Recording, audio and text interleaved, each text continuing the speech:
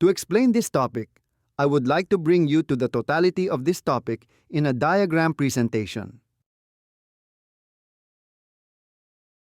Ang business tax ay isang uri ng buwis na direktang ipinapataw sa kabuuang benta, sales, o resibo, receipts ng negosyo.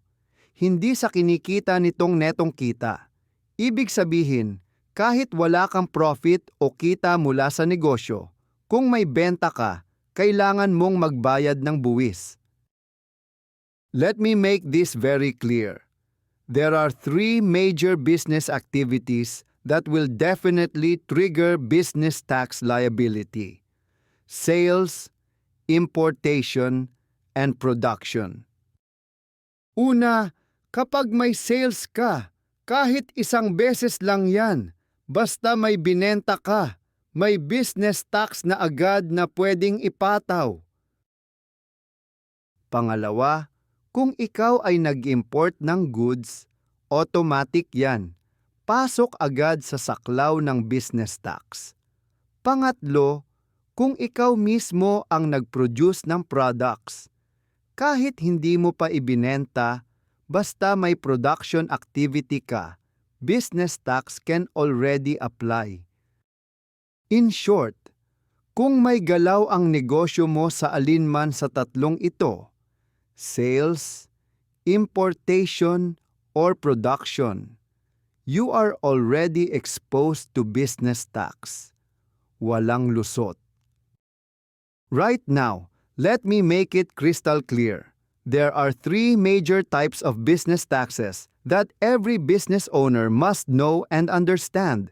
Una, ang value-added tax o VA8, kung saan every sale mo may 12% na kalakip at may obligasyon kang i-remit yan sa BIR. Pangalawa, ang other percentage tax. Ito ang buwis na ini-impose sa non-VAT businesses, lalo na yung may gross sales na 3 milyong piso at below. At pangatlo, ang excise tax. Ito naman ang buwis na ipinapataw sa mga specific goods tulad ng alak, sigarilyo, at gasolina, whether local or imported. There are other points that I need you to have your attention to enhance your understanding about the concept that we have just discussed.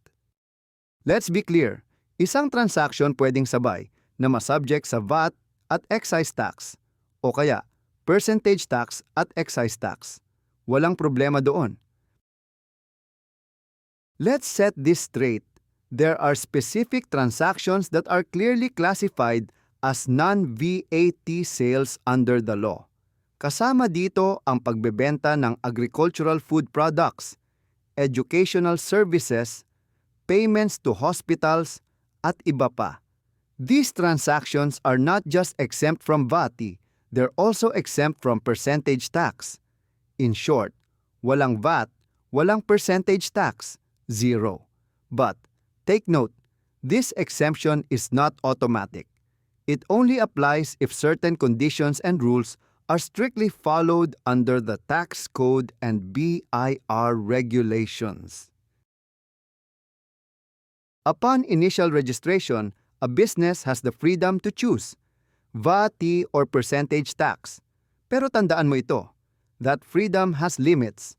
Some types of businesses are not allowed to register under VAT or regular percentage tax. Example, pawn shops, banks, other financial institutions. These are automatically taxed under other percentage tax. No options there. Now listen carefully. Kapag ang negosyo mo ay may sales na lagpas sa 3 milyong piso, VAT registration becomes mandatory. Hindi na ito choice, it's the law. On the other hand, percentage tax becomes mandatory kung ang annual sales mo ay 100,000 piso or more at hindi ka VAT registered. Kung voluntary kang nagpa-VAT, take note, you're locked in for 2 years. Hindi mo ito basta pwedeng i-cancel. May holding period yan. And finally, kapag hindi ka VAT registered pero lumampas sa 3 milyong piso ang benta mo, the law still requires you to pay VAT. Registration status won't save you. The sales threshold is what triggers the tax. Bottom line, tax compliance is not just about registration. It's about understanding the rules behind it. Ignore that, and you risk violating the law.